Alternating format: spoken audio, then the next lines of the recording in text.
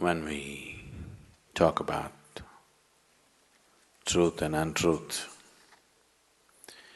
generally we are thinking of truth as a verbal truth that we speak.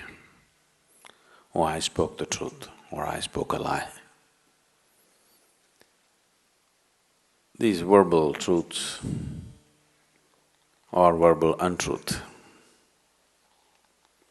is a more moral and ethical issue, not an existential issue, a social thing. And many times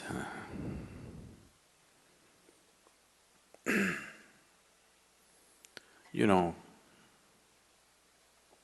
there's a lot of terrorist attacks going around in the world.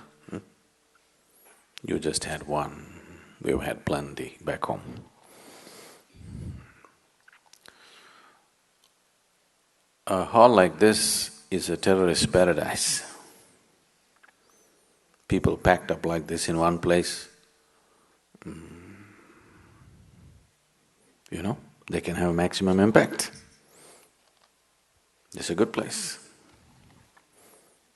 No? So,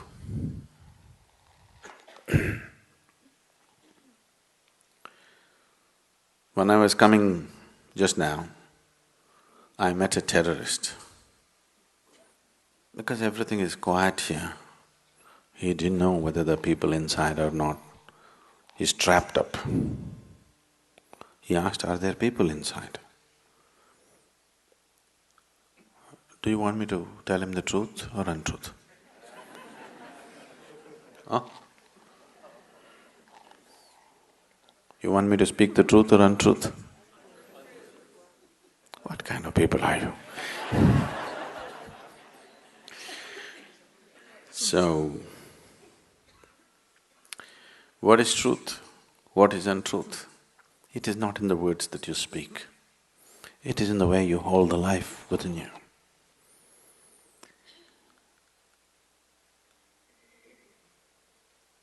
The nature of existence is such that it's all inclusive,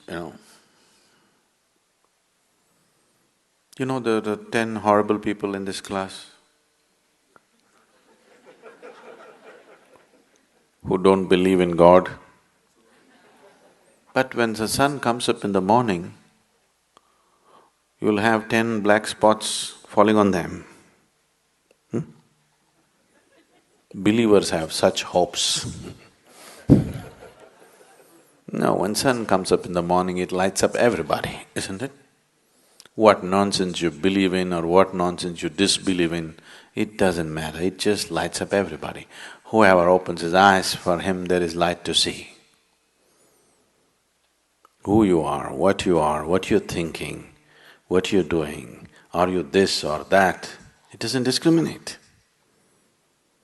Whether you are a crawling worm or a big human being, it doesn't discriminate. So the essential nature of life is all inclusive. There is no discrimination. This is the truth. If you sit here like that, absolutely all-inclusive, you are in touch with truth. If you have become a prejudiced exclusiveness, this is the untruth. It is not in the words that you speak, it is in the way you are. Truth is not something that you can say or not say. Truth is something, either you're in touch with it or you're not in touch with it. It's not your doing. If it's your doing, it must be a lie, isn't it? Isn't it so? If it's your doing or my doing, it must be a lie, isn't it? That which is true is always. It is in the lap of truth that we exist. It is not something that we say or do. Either we can be in touch with it or we can be unaware of it. But still it is working. Whether we like it or we don't like it. In the very breath that we take, we're inclusive, isn't it? Yes? Whether we are willing or unwilling, in the very breath that we inhale and exhale, we are all inclusive, isn't it? If you become exclusive, truly exclusive, you will be dead. But even the dead are inclusive, isn't it? The dead will so easily merge with the planet. They are also very inclusive. The alive are supposed to be consciously inclusive. Dead are dead, so they're unconscious and they're inclusive.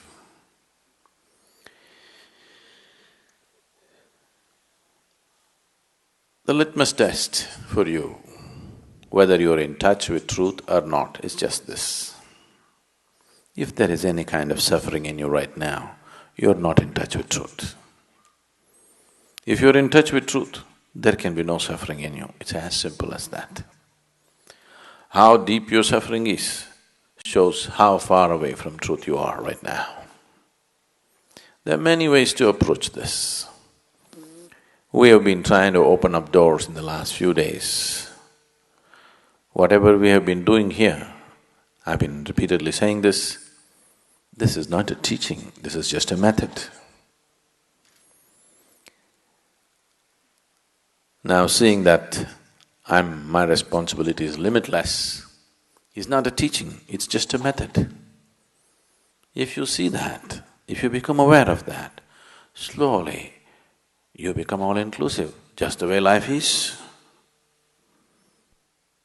Like every aspect of life is inclusive, you also become inclusive. If you're accepting what is there right now, absolutely, once again you're inclusive. They're not two different things, just different types of vocabulary, that's all. Essentially, you want to move from exclusiveness to inclusiveness.